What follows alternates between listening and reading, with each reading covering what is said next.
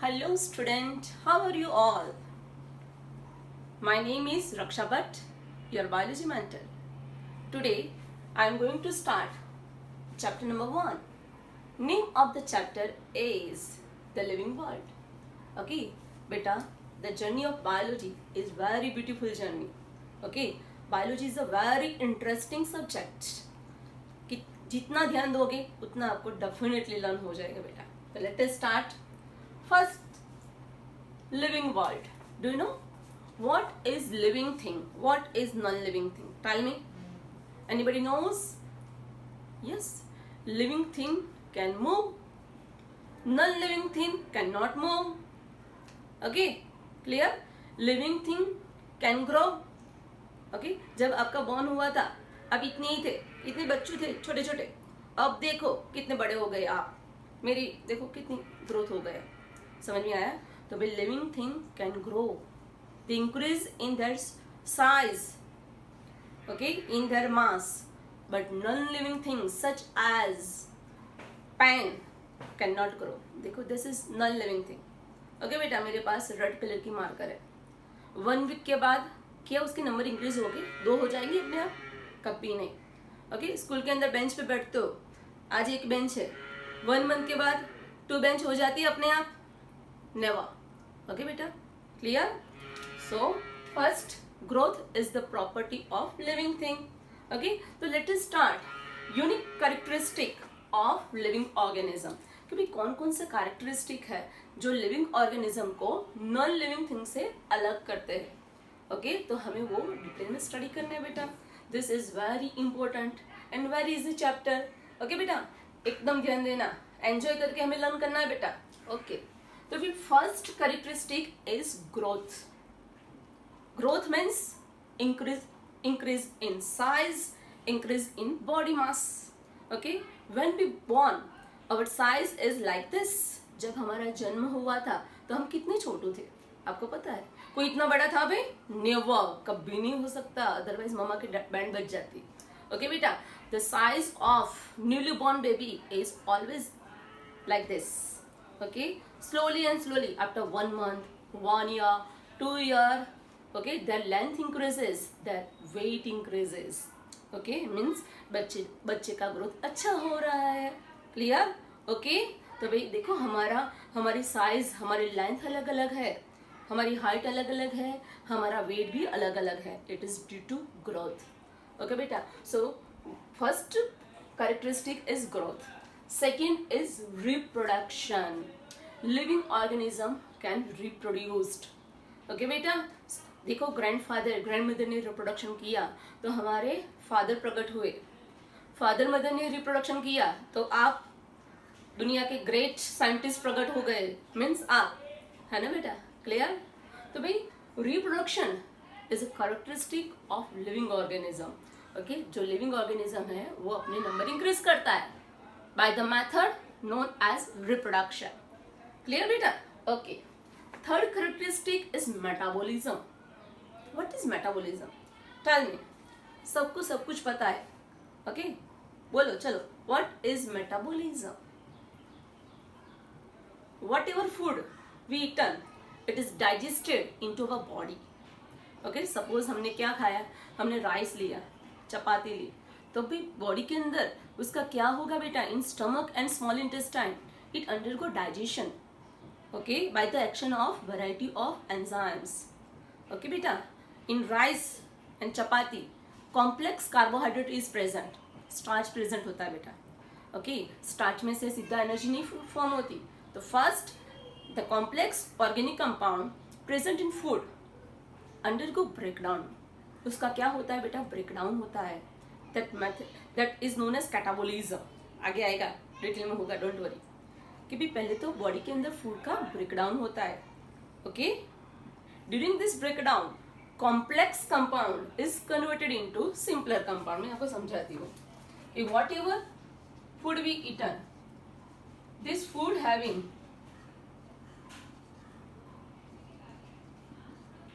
Organic compound but it is very complex. Organic compound, but that compound is very complex. So due to process of digestion, simple compound such as glucose, amino acids are formed. Okay, example क्या लिया मैंने? Glucose, amino acids are formed. Okay, with the help of this glucose, our body get energy. Okay, clear? With the help of this glucose, our body get energy in the form of ATP. Do you know what is ATP, beta? What is the full form of ATP? Tell me. Adenosine triphosphate. It is the full form of ATP. Okay, ATP is the energy currency of the cell. कि भाई हमारे body में energy किस form में बनती है, किस form में कंज्यूम होती है बेटा? ATP के फॉर्म में. समझ में आया? Clear? When we eat food, it undergo digestion. Okay, and large amount of ATP are produced. Okay, and this ATP are used in various process such as respiration, movement, etc. Clear beta? Okay, तो भाई metabolism clear? What is metabolism? It is a breakdown of food and gaining energy from it. Okay, and fourth one is consciousness. Okay, suppose कहीं पे जोरदार ice हो रहा है, ice गिर रहा है, सपोज विंटर है. ओके, उसमें बहुत बारिश हो रही है. ओके बेटा, समझ में आया? स्नोफॉल हो रहा है. अब स्नोफॉल में आपको खड़े रखेंगे. ओके, सपोज 5 मिनट 10 मिनट आपको खड़ा रखेंगे तो होगा क्या बेटा? आप शिवर करने लगोगे, आपको ठंड लगती है, because you are living organism. Okay, लेकिन स्नोफॉल में आप टेबल को रखो, कुछ होगा? कुछ भी नहीं होगा. समझ में आया? स्टोन को रखो, स्टोन को कुछ होता है, रोड्स को कुछ होता है, स्नोफॉल में उनको कुछ नहीं होता है, because they are non living thing. Clear? So the fourth characteristic is consciousness. कि भाई विंटर में हमें ठंडी लगती है, शिवर होते हैं हम. ओके, समर में क्या होता है? हमें बहुत गर्मी फील होती है, वी फील हॉट. समझ में आया? Because we are living. Clear बेटा? So this characteristic of organism is considered as consciousness. उसको क्या बोलते हैं बेटा? Consciousness. So these four are basic distinct characteristic of living organism. Let us look detail. Okay? तो चलो आज हम growth का डिटेल में कैरेक्टरिस्टिक लर्न करते हैं. चलो स्टार्ट करते हैं. Now what is growth? Growth हम किसको बोलते हैं बेटा? Can you tell me what is growth? अभी मैंने आगे बताया था कि when we born our size is like this. Okay, after 5 year 10 year 15 year, okay, आपकी साइज कितनी बड़ी हो गई है सोचो. okay, आप छोटे थे तो सेल के नंबर कम थे, आपका वेट भी कम था. जैसे जैसे उम्र जाती गई वेट इंक्रीज हुआ, हाइट भी इंक्रीज हो गई बेटा. क्लियर बेटा? तो भाई व्हाट इज ग्रोथ? तो भाई growth means increase in body mass. Body का mass means body weight. Okay बेटा, कि बॉडी मास इंक्रीज होना, वेट इंक्रीज होना, and second increase in number of cells. दूसरा क्या इंक्रीज होना?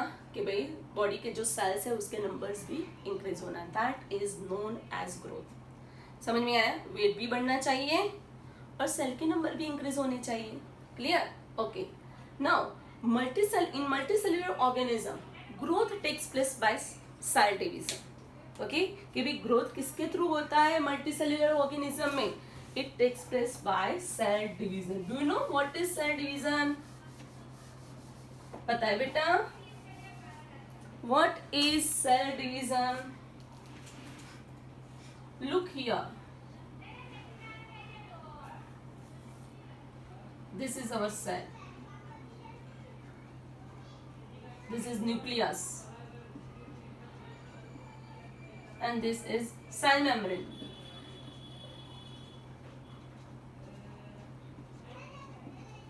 Okay, cell division means one cell undergo divide and produce two new cell. That process is known as cell division. Okay, देखो ये cell को division करना है बेटा. बीच में क्या होगा? यहाँ पे साइटोप्लाज्म.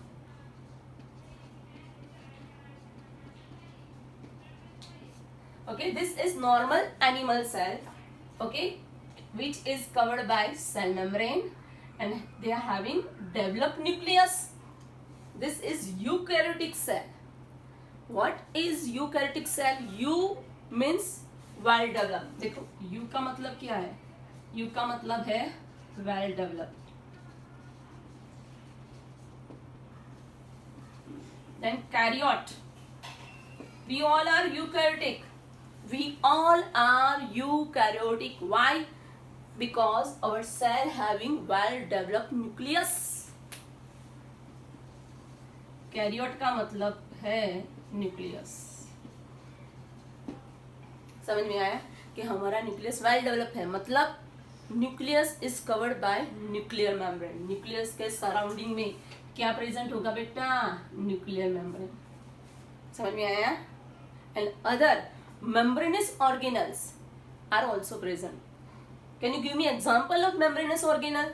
बोलो हमारे सेल के अंदर कौन कौन से membranous organelle है, टाइम में बेटा आपको सब कुछ पता है, you already studied in previous standard. Which membranous organelles are present in eukaryotic cell? Animal cell की बात करते हैं, कौन कौन से प्रेजेंट बताए, endoplasmic reticulum, Golgi complex, mitochondria, है ना बेटा, these are membranous organelles. In case of plant, chloroplast is also present. Clear? So these are the membranous organelle. They are present only in the eukaryotic cell. समझ में आया बेटा? Okay, तो हम क्या लर्न कर रहे थे कि भाई सेल डिवीजन किसको बोलते हैं, वो लर्न कर रहे थे। आज हमें समझाती हूँ।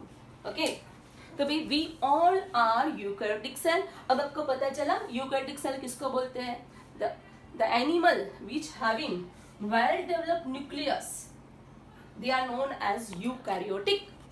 क्लियर इतना? ओके चलो,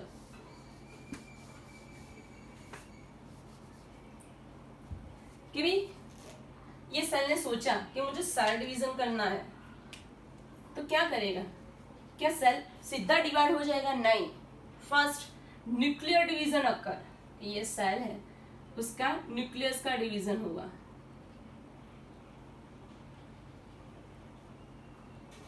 देखो this is cell, one nucleus converted into to.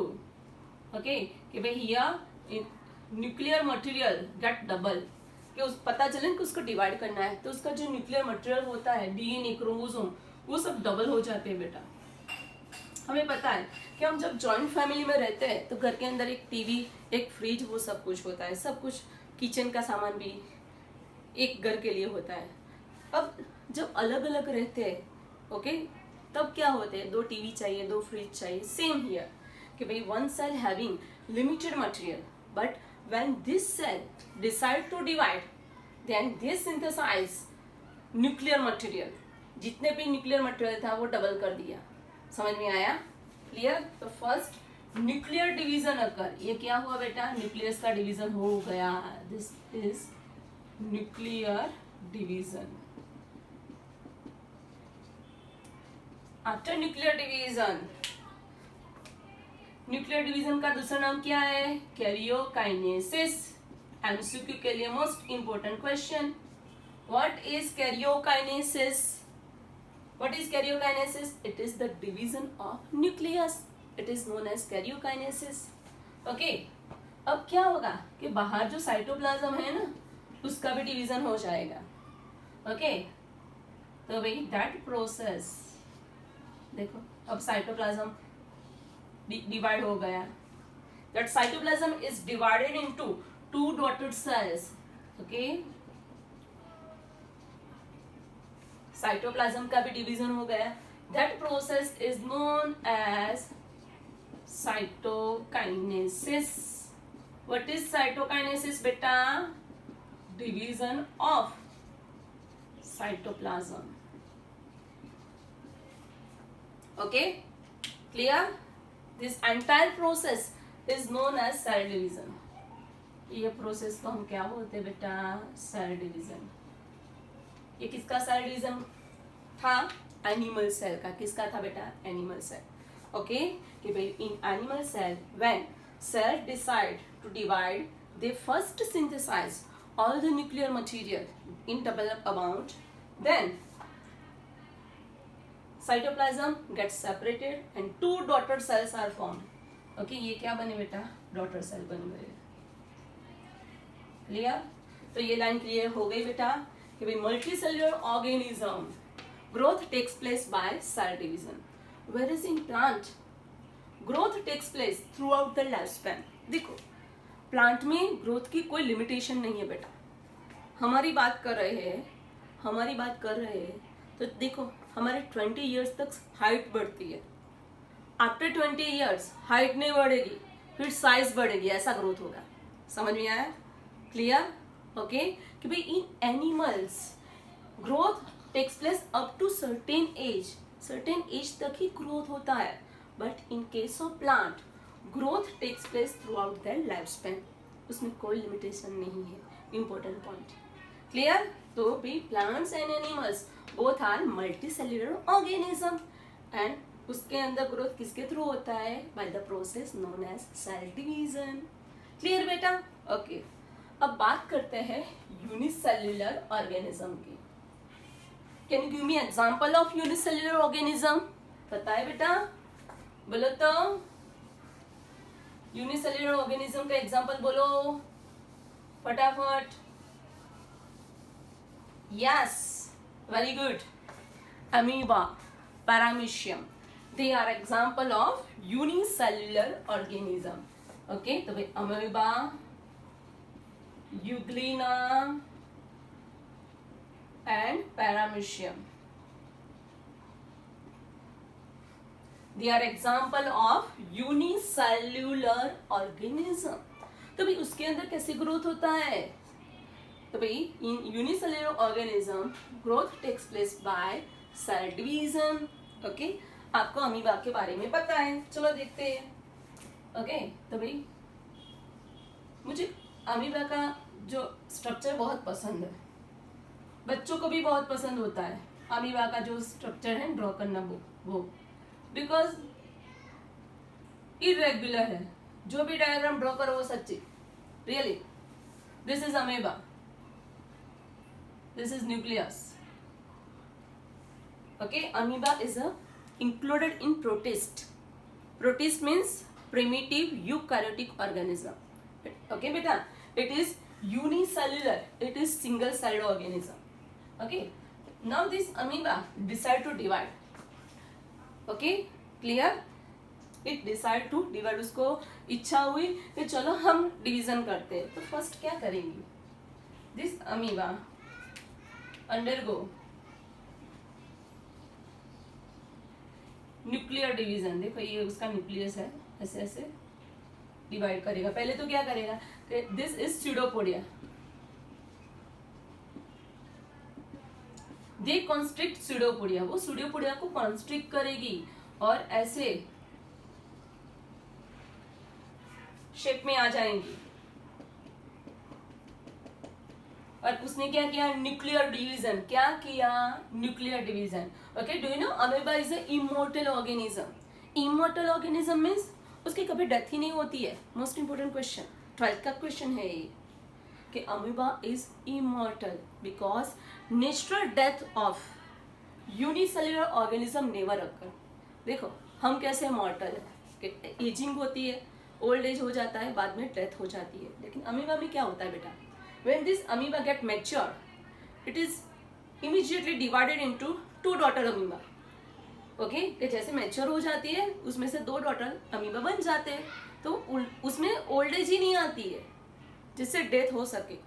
लेकिन हम कोई केमिकल यूज करेंगे, कोई उसको खा जाएगा तो उसकी डेथ हो सकती है. समझ में आया? क्लियर? ओके चलो. तो भाई अमीबा के अंदर क्या हुआ? Division of nucleus. तो ये है कैरियोकाइनेसिस. अब क्या होगा? ये साइटोप्लाज्म है आजू बाजू का. ओके वो भी डिवाइड हो जाएगा and finally 2 daughter amoeba is formed. This is daughter amoeba.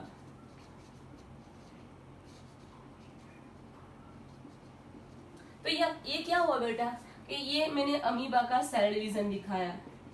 This is the cell division of amoeba. Clear? Okay, तो भाई one amoeba is converted into two daughter amoeba, clear, okay, cell division हुआ, तो ये उसकी reproduction की method हुई। Amoeba में reproduction कैसे होता है, तो आंसर क्या होगा, बाय सेल डिवीजन।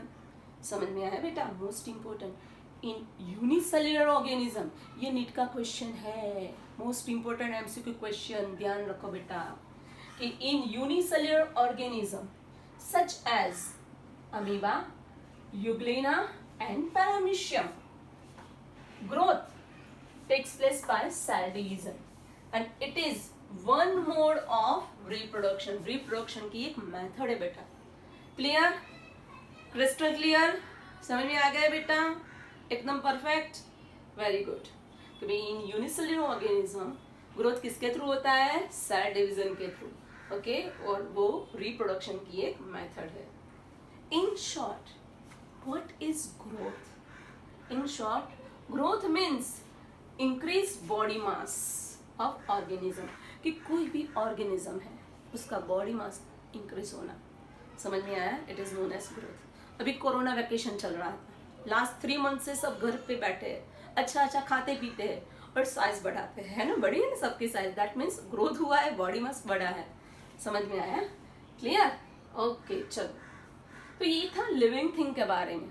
अब देखते हैं कि भाई non-living thing can grow? Yes, some non-living things such as mountain, boulder and sand mound. Okay, कि आपको आप आबू की तरफ गए होगे ना, तो कोई माउंटेन छोटा सा होगा, छोटा सा, फिर आफ्टर 5 to 10 years के बाद जाते हैं तो वो बड़ा हो जाता है। तो यार क्या माउंटेन ग्रो होता है? ओके, हम डेजर्ट की विजिट पे गए होगे, डेजर्ट में घूमने के लिए गए होगे, तो डेजर्ट का सुबह गए होगे तो डेजर्ट में रेती का ढगला होता है, छोटा होता है, और रात को वो ढगला बड़ा हो जाता है, समझ में आया, क्लियर, क्लियर, वो सैंड का जो माउंट है, ढेर है, वो बड़ा हो जाता है, क्यों, बिकॉज हवा आती है, और हवा क्या करती है, सैंड को, पार्टिकल को एक जगह पे इकट्ठा करती है, तो छोटा सा सैंड का जो ढेर होता है वो धीरे धीरे बड़ा हो जाता है, उसको हम एग्जैक्टली ग्रोथ नहीं बोल सकते, लेकिन छोटा जो रेत का ढेर है, छोटा जो सैंड माउंट्स है, वो धीरे धीरे बड़ा तो हो गया, मीन्स बॉडी मास तो इंक्रीज हुआ कि नहीं, समझ में आया बेटा, क्लियर, ओके, तो भाई mountain, boulders and sand mounts, they are non living thing, they grow by, तो उसका ग्रोथ कैसे होता है, देखो, accumulation of material on the surface, के उसके सरफेस पे धीरे धीरे मटेरियल एक्यूमुलेट हो गए, इकट्ठे हो गए, और धीरे धीरे उसकी साइज बढ़ने लगी, उसका वेट बढ़ने लगा, वो कोई लिविंग नहीं है, उसके अंदर कोई मेटाबॉलिक एक्टिविटी ऐसा कुछ नहीं होता, लेकिन सारे पार्टिकल्स एक जगह पे एक्यूमुलेट हो जाते हैं, और उससे उसकी साइज, हाइट, मास बढ़ जाता है, समझ में आया, इसीलिए हम उसको ग्रोथ बोल सकते हैं, समझ में आया बेटा, क्लियर। तो यहाँ पे एक इम्पोर्टेंट पॉइंट है, देखो, कि in living organism growth is internal, हमारे में ग्रोथ कैसा होता है, इंटरनल, समझ में आया, कि भाई सेल के अंदर सेल डिवीजन होके सेल नंबर इंक्रीज होता है, इसीलिए ग्रोथ होता है, whereas, most important point, whereas in non living thing the growth is external, growth कैसा होता है बेटा, एक्सटर्नल होता है, कैसा होता है, एक्सटर्नल, ओके, कि पार्टिकल्स जैसे जैसे बाहर की तरफ इकट्ठे हो गए, एक्यूमुलेट हो गए, वैसे वैसे माउंटेन की साइज, बोल्डर की साइज, सैंड मूंड की साइज धीरे धीरे बड़ी हो जाएगी, समझ में आया बेटा, clear. So last point, so growth cannot be taken as defining property of living organism, तो हम लिविंग ऑर्गेनिज्म के लिए ग्रोथ वो डिफाइनिंग प्रॉपर्टी नहीं है, ओके, हमें पता है कि लिविंग ऑर्गेनिज्म ग्रो करते हैं, लेकिन यहाँ भी देखा कि माउंटेन, बोल्डर, सैंड, मून की साइज भी इंक्रीज होती है, तो ग्रोथ हुआ कि नहीं हुआ, ओके, क्लियर। थियोरेटिकली हम उसको एक्सेप्ट नहीं कर सकते, लेकिन दिखता है, प्रैक्टिकली वो दिखता है हमें कि साइज बड़ी हो गई है, means non living thing such as mountain, boulders can also increase that size, समझ में आया। तो ग्रोथ हम लिविंग थिंग और नॉन लिविंग थिंग को डिफरेंशिएट करने के लिए एक एज अ डिफाइनिंग प्रॉपर्टी के तौर पे ले सकते नहीं है। Most important, it is a most important बेटा। तो growth cannot B defining property of living organism, कि लिविंग ऑर्गेनिज्म की वो एकदम पैक्यूलर डिफाइनिंग प्रॉपर्टी नहीं है। ओके बेटा, तो यहाँ पे हमारा ग्रोथ का टॉपिक फिनिश हुआ। In next lecture we are going to study our next topic reproduction. Okay बेटा, तब तक के लिए परफेक्टली लर्न करना, प्रिपेयर करना। Thank you.